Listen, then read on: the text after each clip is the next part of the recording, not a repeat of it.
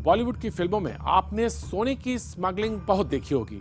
डिब्बों में भरे सोने हुए के बिस्किट भी देखे होंगे, तस्कर देखे होंगे, पुलिस की छापामारी भी देखी होगी।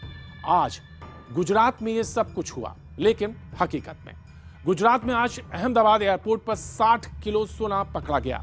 जी हां, 1 किलो 10 किलो नहीं बल्कि 60 किलो। इसे देश में सबसे बड़े सोने की स्मगलिंग माना जा रहा है। देखिए हमारे संवाददाता जनक दवे की यह खास रिपोर्ट।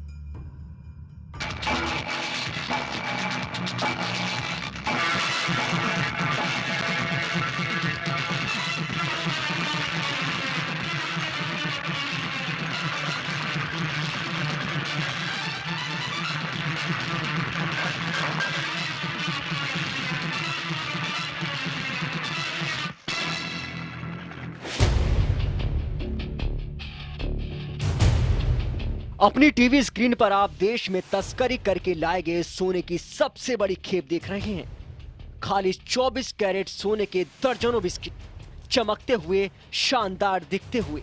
सोने के इन बिस्किटों का वजन है 60 किलो।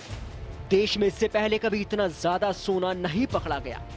इस सोने की कीमत है 16 करोड़ 50 लाख रुपए। सोने की इतनी बड़ी तस्करी देख एक बार तो खुद अहमदाबाद पुलिस भी चौंक गई थी। दरअसल अहमदाबाद पुलिस की जानकारी में था कि पिछले काफी समय से खाड़ी देशों के रास्ते देश में सोने की तस्करी की जा रही है। इसी तस्करी की एक खेप मंगलवार को अहमदाबाद एयरपोर्ट पर पहुंचने वाली थी। इस जानकारी के बाद पुलिस ने अपना जाल बिछाया और 6 लोगों को हिरासत में लेकर पूछताछ शुरू की। जब इन लोगों की कार की तलाशी ली गई तो सोने की ये सबसे बड़ी खेप पकड़ी गई। इन तस्करों के पास से पुलिस ने कई देशों की करेंसी भी जब्त की है। पिछले कुछ महीनों में ये 5 से 6 खेप लगा चुके हैं और इनका जो यहाँ पर आने के बाद में जो फर्स्ट जो किसी जो रिसीवर जो होता है एयरपोर्ट के ऊपर में, उसके पास वहाँ से गाड़ी में के द्वारा वो किसी होटल में चले जाते हैं और फाइनल डिलीवरी जब देने का होता है तो उस समय जो वहाँ से भेजने वाला जिसका माल है वह उसके मोबाइल ऊपर या तो SMS या व्हाट्सएप करके 100 रुपये का नंबर का जो 100 रुपये नोट का जो नंबर है वह नंबर उसको देता है और फिर वह किसी जो व्यक्ति रिसीव करता है उसका मोबाइल नंबर भी देते हैं, उनके साथ संपर्क होता है। सोने के ये तस्कर जिस तरह से काम करते थे वो दिलचस्प भी है और हैरत अंगेज भी। आपने फिल्मों में बहुत देखा होगा कि एयरपोर्ट पर बैग बदलकर सामान की हेरा फेरी की जाती है, लेकिन इन तस्करों की स्टाइल तो इससे भी कहीं शातिर थी। पुलिस के मुताबिक गिरफ्तार किए गए लोग ट्रांसपोर्टर के तौर पर काम कर रहे थे। इस गैंग का मुखिया क्लिफोर्ड डिकोस्टा दुबई में बैठकर काम कर रहा है। डिकोस्टा दुबई से सोने की खेप मुंबई एयरपोर्ट पर पहुंचाता था। मुंबई में उसके 2 साथी वीरेंद्र और सपना पहले से एयरपोर्ट पर मौजूद रहते थे। सोने की डिलीवरी लेने के बाद वीरेंद्र और सपना अहमदाबाद के लिए फ्लाइट पकड़ लेते थे। अहमदाबाद में पहले से मौजूद 2 लोग सोने को एयरपोर्ट से बाहर निकालते थे। सोने की तस्करी के लिए ये लोग कनेक्टिंग फ्लाइट का सहारा लेते थे ताकि एयरपोर्ट से बाहर न जाना पड़े। दुबई एयरपोर्ट पर कोई भी वहाँ पर फ्री एयरपोर्ट होने के कारण से दूसरे किसी और जगह से कोई पैसेंजर आता है और वो एक इंटरनेशनल एयरपोर्ट पर वो चेक इन करने के बाद में वहाँ पैसेंजर सब मिल जाते हैं। तो जो इंडिया में जो पैसेंजर आने वाला है वो अपना सामान उसके साथ एक्सचेंज कर लेता है और जो बाहर से आए हुए व्यक्ति उसके अंदर जो गोल्ड बिस्किट रहते हैं वह ले करके उसका काम कैरियर का है। इस तरह से वह वहाँ से अहमदाबाद एयरपोर्ट पर आया था दुबई से। पुलिस के मुताबिक सोने की तस्करी में सोशल मीडिया का भी सहारा लिया जाता था। जो लोग सोना लेकर आते थे उन्हें भी ये पता नहीं होता था कि भारत में सोने की डिलीवरी किसे देनी है। पुलिस के मुताबिक जिसे सोने की डिलीवरी की जानी होती थी उसे व्हाट्सएप पर एक फोटो भेजी जाती थी। ये फोटो होती थी 100 रुपए के नोट की जिस पर एक नंबर होता था। यही नंबर अहमदाबाद में डिलीवरी लेने वाले को भी भेजा जाता था।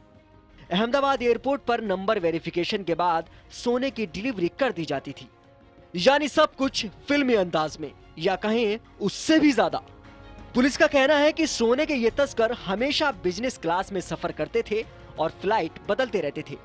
पुलिस की आंखों में धूल झोंकने के लिए ये लोग कपड़े भी किसी कंपनी के अफसर की तरह ही पहनते थे, लेकिन इस बार इनकी सारी तैयारी धरी की धरी रह गई। पुलिस को आशंका है कि इन लोगों के तार गुजरात और महाराष्ट्र के अलावा देश के कई और राज्यों से भी जुड़े हुए हैं। पुलिस के रडार पर सोने के बड़े कारोबारी भी हैं। जनक दवे, अहमदाबाद, IBN 7। घर पर जब भी नौकर रखें उसका वेरिफिकेशन जरूर कराएं। ये बात बहुत छोटी सी है, लेकिन इसको नजरअंदाज करना कितना महंगा पड़ता है, इसका एक उदाहरण मुंबई में देखने को मिला। हजारों लाखों लोग इस बात को नजरअंदाज करते हैं और अक्सर उन्हें इसका खामियाजा भी भुगतना पड़ता है। मामला है मुंबई का। यहाँ के सबसे पॉश इलाकों में से एक जुहू में एक बड़े कारोबार की पत्नी की हत्या का मामला सामने आया है। मारी गई महिला की उम्र 50 साल थी। पुलिस के मुताबिक हत्या का शक घर के नौकर पर जा रहा है।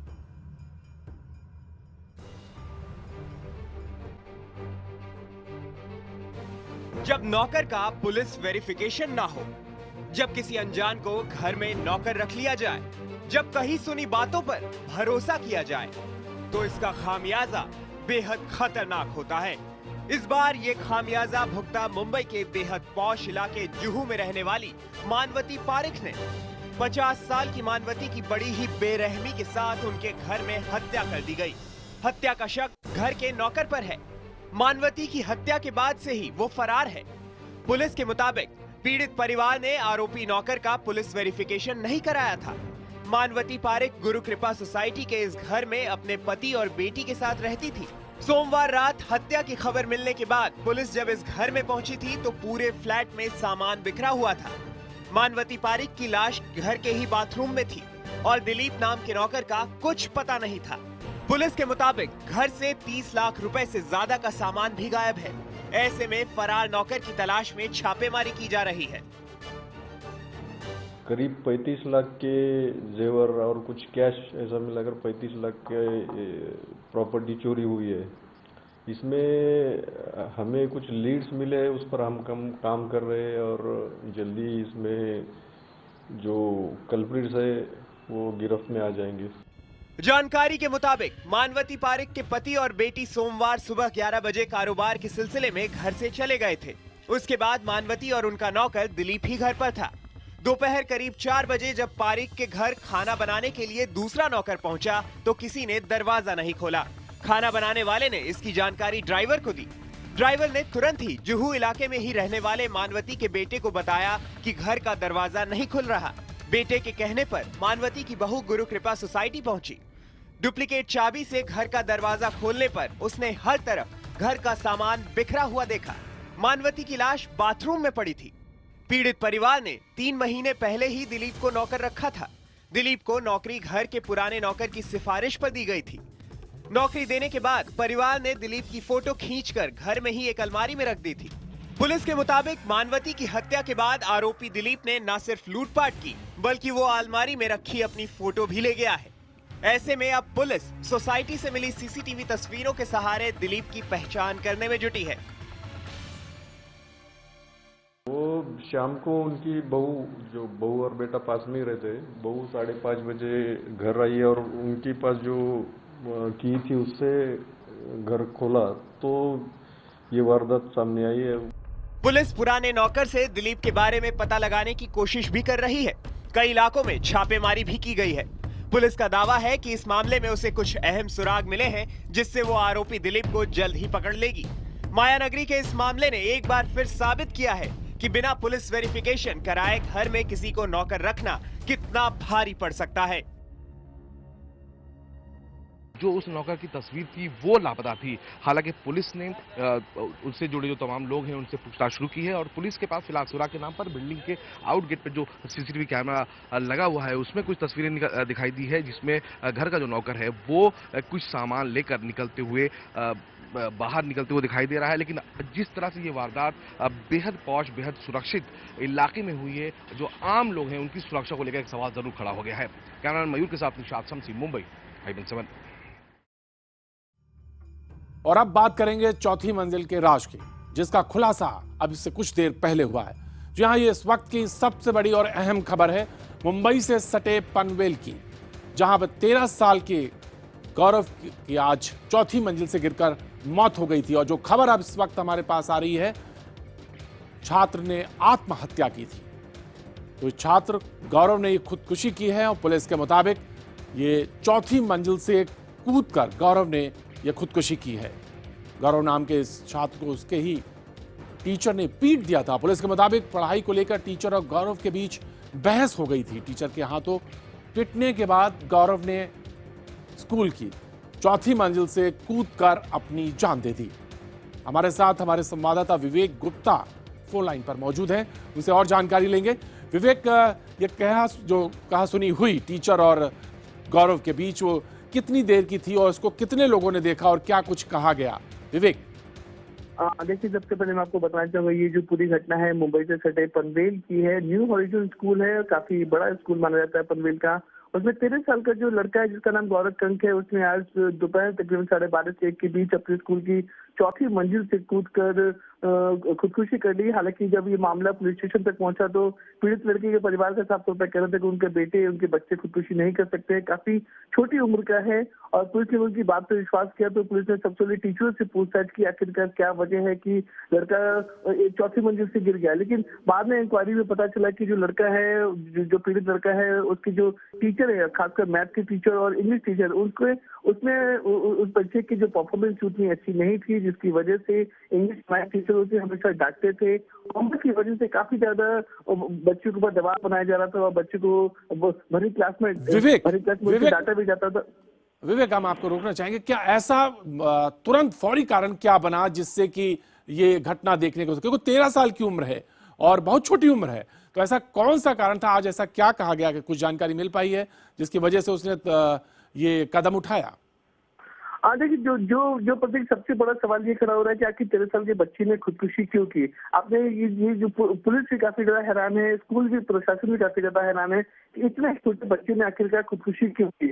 तो पता चला कि जो उसके स्टूडेंट है, जिसके कलीग है, उनसे जब पुलिस ने साफ तौर पर कहा था कि पिछले 4 या 5 दिन से वो काफी ज्यादा परेशान था, क्योंकि जो उसके टीचर थे उसके होमवर्क को लेकर काफी ज्यादा दबाव बना रहे थे। और बताया जा रहा है कि जो बच्चा था वो अपने एकेडमिक जो पढ़ाई में एवरेज स्टूडेंट था, लेकिन जो मैथ के टीचर, इंग्लिश के टीचर उसके ऊपर दबाव बना रहे थे कि उसमें परफॉर्मेंस दे, और होमवर्क वो घर से करके नहीं लाता था, जिसकी वजह से जो पीड़ित बच्चा, इसका नाम गौरव कंक बताया जा रहा है, उससे पूरी क्लास में पीटा भी जाता था, उससे काफी ज्यादा बेइज्जत भी किया जाता था। तो उसके दोस्तों का कहना है कि इसी वजह से आज उसने स्कूल की चौथी मंजिल से कूदकर खुदकुशी कर ली।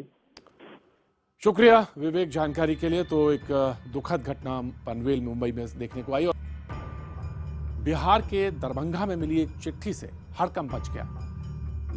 एक बेहोश लड़की के पास से बरामद हुई चिट्ठी में, और वो लड़की जो है डीएम के घर के पास बेहोश हालत में मिली, और जो मजमून है चिट्ठी का वो ये कि लड़कियों को जीन्स पहनने पर अंजाम भुगतने की धमकी दी गई है। आइए देखते हैं क्यों मचा ये पूरा हंगामा। सड़क पर बेहोश पाई गई लड़की के पास 3 पेज की चिट्ठी। जीन्स पहनना छोड़ दो, साड़ी पहनना शुरू करो, वरना। इस वरना के पीछे एक ऐसी कहानी है, एक ऐसा सस्पेंस है जिसने बिहार की दरभंगा पुलिस को चक्कर में डाल दिया है। ये धमकी किसी और को नहीं, खुलेआम दरभंगा पुलिस को दी गई है। धमकी भरी चिट्ठी की तस्वीर आपके सामने है। लिखा है, वरना बेपर्दा लड़की मिलेगी 2 दिन बाद। इस सनसनीखेज चिट्ठी के जरिए दरभंगा पुलिस को और इलाके की लड़कियों को धमकी दी गई है कि अगर लड़कियों ने जीन्स के बजाय साड़ी पहनना शुरू नहीं किया तो उन्हें बेपर्दा करके सड़क पर फेंक दिया जाएगा। दरअसल दरभंगा में उसी वक्त से हड़कंप मचा हुआ है जब सोमवार को जिलाधिकारी के घर के पास एक लड़की बेहोशी की हालत में मिली। डीएम आवास के सुरक्षा गार्डों ने बेहोश लड़की को देखा और तुरंत पुलिस को खबर दी। पुलिस ने तुरंत उसे पास के अस्पताल में भर्ती कराया। इसी लड़की के पास से पुलिस को यह सनसनीखेज चिट्ठी मिली है। अभी लड़की को होश नहीं आया है, उसको डीएमसीएच में उसका इलाज चल रहा है। होश आने के बाद हम लोग मामले को क्लियर कर पाएंगे, उसका बयान लेके। अस्पताल में इलाज के दौरान पुलिस ने जानने की काफी कोशिश की कि लड़की बेहोश कैसे हुई, कैसे ये धमकी भरी चिट्ठी उसे मिली, किसने इस धमकी भरी चिट्ठी के साथ लड़की को डीएम के घर के बाहर फेंका। लेकिन तमाम मशक्कत के बावजूद उसे कोई जवाब नहीं मिला। थोड़ा होश संभलने पर पीड़ित लड़की सिर्फ इतना ही बता पाई कि एक मैनेजमेंट कंपनी में मार्केटिंग का काम करती है और दिन में कंपनी के बाहर कम ही निकलती थी। 20 घंटे तक इंतजार करने के बाद जब लड़की को पूरी तरह होश आया तब भी वो कुछ बता नहीं पाई।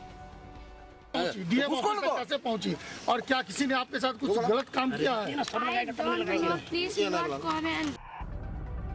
पीड़ित लड़की भले कुछ न बता पा रही हो, लेकिन पुलिस ने उसके पास से मिली चिट्ठी के आधार पर मामले की जांच शुरू कर दी है। चिट्ठी लिखने वाले ने खुद को राजकुमार बताया है। पुलिस पीड़ित लड़की से मिली जानकारी और चिट्ठी की लिखावट के आधार पर जांच को आगे बढ़ा रही है। शुरू में पुलिस को शक था कि लड़की की मानसिक हालत सही नहीं है, लेकिन झारखंड के बोकारो से दरभंगा पहुंचे लड़की के पिता ने अपनी बेटी को पूरी तरह स्वस्थ बताया।